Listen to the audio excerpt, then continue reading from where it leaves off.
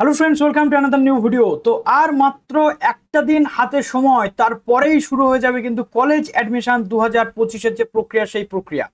এবং আমরা দেখতে পাচ্ছি একের পর এক যে ইউনিভার্সিটিগুলো ওয়ান বাই ওয়ান কিন্তু এবার কলেজ অ্যাডমিশনের যে নোটিফিকেশন, অবশ্য উচ্চশিক্ষা দপ্তর নোটিফিকেশন দিয়ে দিয়েছে ডাব্লিউবিসিএপি পোর্টালে ভর্তির জন্য। এবার চলে আসছে ওয়ান বাই ওয়ান কলেজ ইউনিভার্সিটির বিভিন্ন রকমের যে আপডেট বা নোটিফিকেশন, সেই নোটিফিকেশনগুলো। অবশেষে বর্ধমান ইউনিভার্সিটির পক্ষ থেকে বর্ধমান ইউনিভার্সিটির অন্তর্গত যে 55টা কলেজ রয়েছে, সেই 55টা কলেজে ভর্তি সংক্রান্ত বিষয়ে কিন্তু নোটিফিকেশন প্রোভাইড করা হলো বর্ধমান ইউনিভার্সিটির পক্ষ থেকে।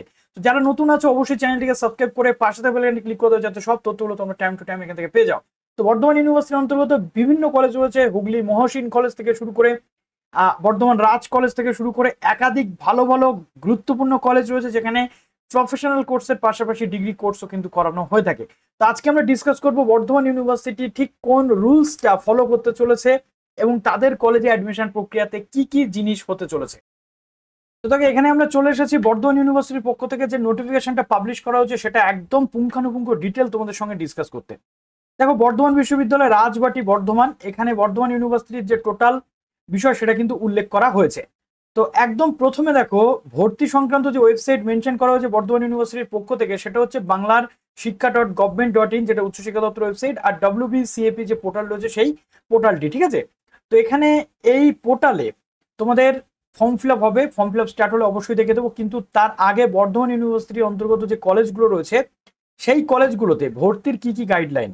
18ই জুন থেকে ফর্ম ফিল আপ শুরু। অটোনোমাস কলেজ, মাইনরিটি ইনস্টিটিউশন থেকে শুরু করে ট্রেনিং কলেজ, ল কলেজ থেকে শুরু করে ডান্স, মিউজিক, এই টোটাল যে কলেজগুলো, ফার্মেসি, মেডিকেল, এই কলেজগুলো উচ্চশিক্ষা দপ্তরের যে ডাব্লিউবিসিএপি পোর্টালে থাকবেন, এরা আলাদা কিন্তু অ্যাডমিশন করাবে, এমনটা বলা হয়েছে। এখানে মোটামুটি যেগুলো থাকবে সেটা হচ্ছে ডিগ্রি কলেজ যেগুলো। এবার দেখো কি কি যোগ্যতার মান নির্ধারণ করা হয়েছে বর্ধমান ইউনিভার্সিটির পক্ষ থেকে। প্রথমে আসি, পাস অনার্স বর্ধমান ইউনিভার্সিটির সব কলেজে বা বর্ধমান ইউনিভার্সিটির অন্তর্গত কলেজগুলোতে ফেসিলিটি রয়েছে। পাস বা অনার্স, 4 বছরের অনার্স যেটা রয়েছে, সেই অনার্সে ভর্তি হতে গেলে কি কি বিষয় বলা হচ্ছে।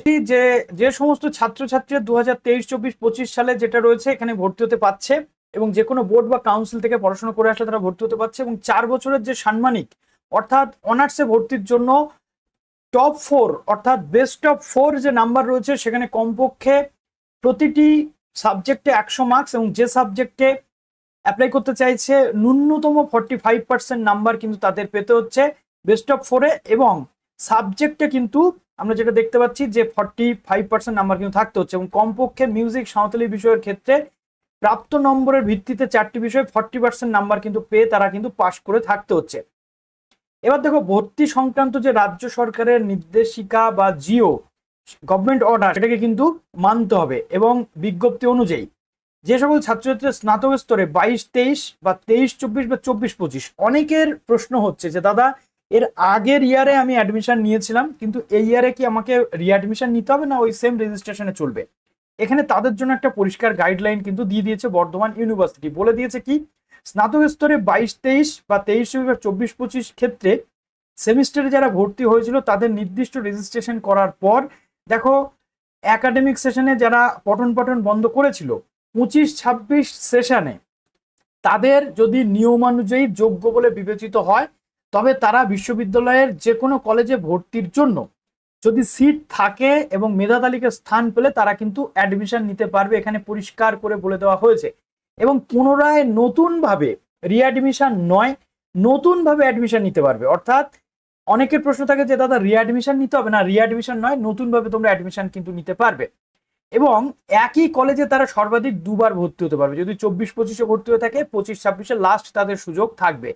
কোনো রেজিস্ট্রেশন কিন্তু আর করতে হবে না, আগের রেজিস্ট্রেশনই তাদের বহাল থাকবে। শুধু অ্যাপ্লাই করার সময় তোমাদের বলতে হবে যে কোন ইউনিভার্সিটিতে তুমি পড়তে বা কোন কলেজে তুমি পড়তে, তার রেজিস্ট্রেশন নাম্বারটা দিলে সেটা কিন্তু আপগ্রেড হয়ে যাবে। শুধুমাত্র এনরোলমেন্ট ফর্ম পূরণ তাদেরকে একটা করতে হবে। এবং যদি কোনো ছাত্রছাত্রী এই বিশ্ববিদ্যালয় থেকে, মানে কোনো বিশ্ববিদ্যালয় থেকে একবার রেগুলারে কোনো আন্ডার গ্রাজুয়েট কোর্স করে, তাহলে সে কিন্তু সেই ইউনিভার্সিটির অন্তর্গত কোনো কলেজে আর আন্ডার গ্রাজুয়েট করতে পারবে না। এবার দেখো, সাবজেক্ট ওয়াইজ যে অনার্স তোমরা নেবে, সেটাতে ভর্তি হওয়ার জন্য তোমাদের কি কি প্যারামিটার বা যোগ্যতার মাপকাঠি নির্ধারণ করতে হবে।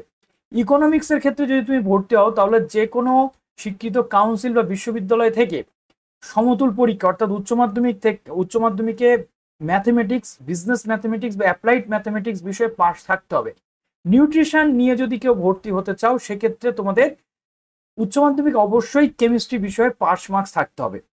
এবার যদি আমরা বিএসসি বায়োকেমিস্ট্রি আসি, তাহলে দেখো বিএসসি বায়োকেমিস্ট্রিতে ভর্তি হতে গেলে তোমাদের বিজ্ঞান শাখায় উচ্চ মাধ্যমিকে কেমিস্ট্রি আর বায়োলজিক্যাল সায়েন্সে পাশ করে থাকতে হবে। বা বায়ো টেকনোলজিতে যদি তোমরা ভর্তি হতে চাও, মোস্ট ডিমান্ডিং সাবজেক্ট বায়োটেকনোলজি, সেক্ষেত্রে তোমাদের উচ্চ মাধ্যমিক পরীক্ষায় ফিজিক্স, কেমিস্ট্রি এবং বায়োলজিতে মাপকাঠি কিন্তু তোমাদের থাকতে হবে, অর্থাৎ বায়োলজিতে কিন্তু তোমাদের পাস থাকতে হবে, এখানে বলে দেওয়া হয়েছে। ওকে, তো মোটামুটি এই ছিল একটা প্যারামিটার। এবার বিবিএ নিয়ে যদি কেউ পড়তে চাও, তাহলে বিবিএ এর ক্ষেত্রে তোমাদের একটা জিনিস কিন্তু খুব উল্লেখ করা হয়েছে, যেটা মেজর বা বিবিএ অনার্স ট্যুরিজম এবং হসপিটালিটি, এই দুটি যে বিবিএ এর ব্রাঞ্চ রয়েছে, বা এখানে তোমাদের বোর্ড থেকে উচ্চ মাধ্যমিক পরীক্ষাতে পাশ করলেই শুধু হবে, কোনো সাবজেক্ট স্পেসিফাইড এখানে বলা নেই, যে কোনো স্ট্রিম থেকে পাশ করে আসলে হবে। বিসিএ যদি পড়তে চাও বা কম্পিউটার অনার্স নিয়ে যদি পড়তে চাও, সেক্ষেত্রে উচ্চ মাধ্যমিকে mathematics, statistics, computer science, computer application এবং বিজনেস ম্যাথ বা এই সাবজেক্টগুলোতে তোমাদের আর্টিফিশিয়াল ইন্টেলিজেন্স, এই সাবজেক্টগুলোতে কিন্তু তোমাদের পড়ে থাকতে হবে। এগুলো পড়াশোনা করলে তোমরা অ্যাপ্লাই কিন্তু করতে পারবে। এবার দেখো এক্ষেত্রে তোমাদের যেটা বলা হচ্ছে ভোকেশনাল ইঞ্জিনিয়ারিং বা টেকনোলজি নিয়ে যারা পাশ করেছো ম্যাথমেটিক্স অবশ্যই পাশ থাকতে হবে। সেক্ষেত্রে বিসিএ অনার্স এবং বিবিএ বা বিএসসি অনার্স কম্পিউটার সায়েন্স নিয়ে পড়তে পারবে, এছাড়া আর অন্য কিছু নিয়ে তোমরা পড়তে পারবে না। ভোকেশনাল এগ্রিকালচার নিয়ে যারা পাশ করেছো তাদের এখানে বলে দেওয়া হয়েছে বিবিএ অ্যাডমিনিস্ট্রেশন বা বিবিএ নিয়ে তোমরা পড়তে পারছো।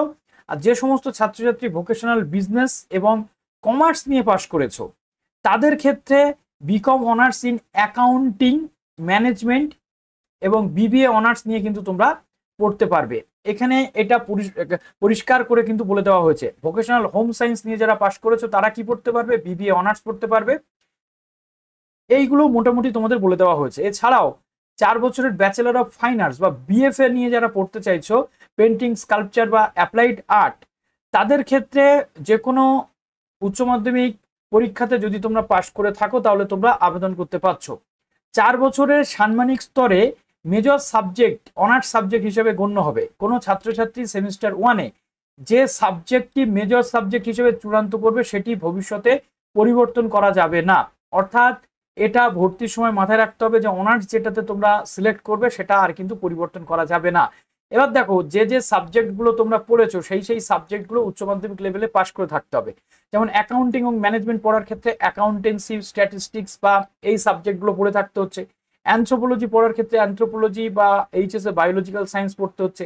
অ্যারাবিক নিয়ে যদি তুমি অনার্স নিয়ে পড়তে চাও তাহলে অ্যারাবিক পড়তে হচ্ছে। বেঙ্গলি নিয়ে পড়তে চাইলে বেঙ্গলি পড়তে হচ্ছে। একটু সাবজেক্টগুলো তোমরা দেখে নিচ্ছ, আমি আর এতটা ডিপ ডিসকাশনে গেলাম না, যার জন্য আমি ল্যাপটপ স্ক্রিনে দেখাচ্ছি যাতে তোমরা পুরো একবারে সমস্ত সাবজেক্ট কি কি রয়েছে সেটা দেখে নিতে পারো। মানে এই সাবজেক্টগুলো যদি নিয়ে পড়তে চাও তাহলে তোমাদের কি সাবজেক্ট পড়তে হচ্ছে। হিস্ট্রি যেমন হিস্ট্রি অনার্স নিয়ে পড়তে চাইলে কোনো সাবজেক্ট বার নেই, তুমি যে কোনো সাবজেক্ট নিয়ে পড়ে হিস্ট্রি অনার্স নিয়ে পড়তে পারো। মাস কম জার্নালিজমের ক্ষেত্রেও সেম, মিউজিকের ক্ষেত্রেও সেম, ফিলোসফির ক্ষেত্রেও সেম, ঠিক আছে। তারপরে সাঁওতালি বা সোশিওলজির ক্ষেত্রেও কিন্তু সেম রয়েছে। তো এগুলো একটু তোমরা দেখে নিচ্ছ। এবং স্নাতক স্তরে প্রথম সেমিস্টারে বেস্ট অফ 4 নাম্বার অনুযায়ী তোমাদের কিন্তু ভর্তি হবে এবং মেরিট স্কোর কিন্তু সেই অনুযায়ী তৈরি হবে, বেস্ট অফ 4 প্লাস অনার্স। এবার দেখো এখানে যেটা বলা হচ্ছে যে মেরিট লিস্ট যে প্রিপারেশন হবে, অ্যাকাউন্টিং এবং ম্যানেজমেন্ট নিয়ে যদি পড়তে চাও তাহলে মার্কস অফ সাবজেক্ট কনসার্ন, কোন কোন সাবজেক্টের মার্কস নিয়ে তোমাদের দেখা হবে। দেখো অ্যাকাউন্টিং ম্যানেজমেন্ট নিয়ে পড়তে গেলে তোমাদের এই সাবজেক্টগুলো যদি পড়ে থাকো তার মার্কস কিন্তু ক্যালকুলেশন হবে। অ্যানথ্রোপোলজির ক্ষেত্রে বা অ্যানথ্রোপোলজি যদি না পড়ে থাকো তাহলে বায়োলজিক্যাল সায়েন্সের মার্কস। তারপরে এখানে যেমন বলছিলাম যেগুলো সাবজেক্ট বার নেই সেটা একটু দেখিয়ে দিই। হিস্ট্রি যদি নিয়ে না পড়ো সেক্ষেত্রে তোমাদের ফার্স্ট ল্যাঙ্গুয়েজ অর্থাৎ বাংলা বা সেকেন্ড ল্যাঙ্গুয়েজ, বাংলা বা ইংরেজির মার্কস দিয়ে হিস্ট্রি যে মেরিট লিস্ট সেটা কিন্তু প্রিপারেশন হতে পারে। তো এগুলো একটু তোমাদের দেখতে হচ্ছে, অনেকগুলো বিষয় রয়েছে, এগুলো অনেকটা আলোচনার বিষয়, একটু তোমরা দেখছো, ঠিক আছে।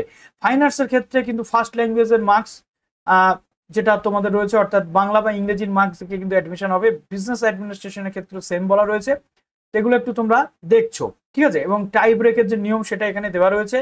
এবার দেখো এখানে তোমরা কি কি সাবজেক্ট পাচ্ছ মাল্টিডিসিপ্লিনারি কোর্সেস এর ক্ষেত্রে, ঠিক আছে।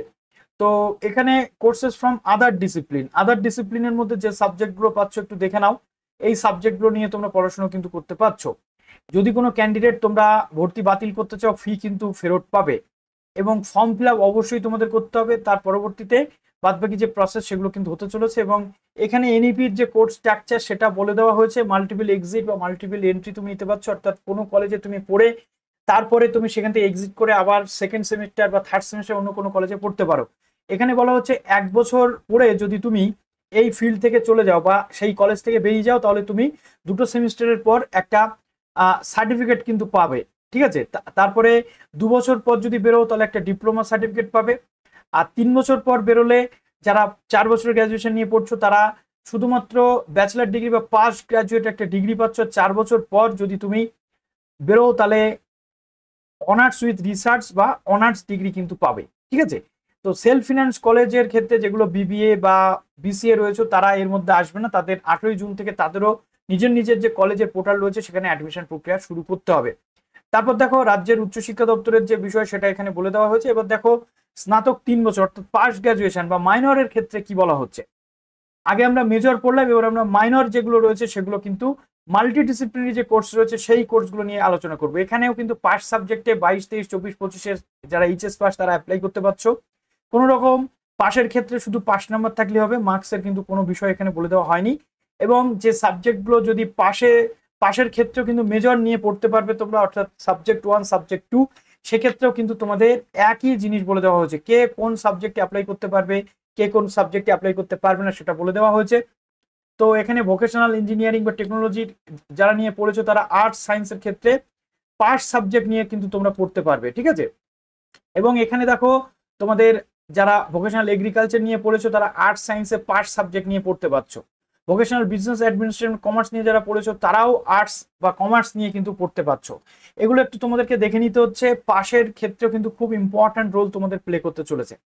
তো এখানে তোমাদের যে সাবজেক্ট এলিজিবিলিটি একটু তোমরা দেখে নিচ্ছ যে কে কোন সাবজেক্ট এইচএস এ পড়লে গ্রাজুয়েশনে সেগুলো পড়তে পারবে। ঠিক আছে, তো এখানে দেখো স্নাতক স্তরের ক্ষেত্রে ভর্তির ক্ষেত্রে এখানেও সর্বোচ্চ প্রাপ্ত নম্বর 4টি বিষয় অর্থাৎ বেস্ট অফ 4 এর নাম্বার অনুযায়ী কিন্তু তোমাদের মেরিট লিস্ট তৈরি হতে চলেছে। তো একটু এগুলো তোমরা দেখে নিচ্ছ স্টেপ বাই স্টেপ। যে ফর্ম ফিল আপ আসলে আমি তো অবশ্যই তোমাদের দেখাবো। তো সাবজেক্ট অনুযায়ী যে বিষয়গুলো রয়েছে সেগুলো আমি তোমাদেরকে একটু এখানে বলে দিলাম। তো এইভাবে পুরো বিষয় যেগুলো তোমাদের হতে চলেছে আশা করছি তোমরা এখান থেকে পুরো একটা পরিষ্কার ধারণা পেয়ে গেলে। এবার পরপর যে ইউনিভার্সিটি বা কলেজের তথ্যগুলো আসবে অবশ্যই আমি তোমাদের সামনে শেয়ার করবো। ভালো থেকো সবাই, বেস্ট অফ লাক।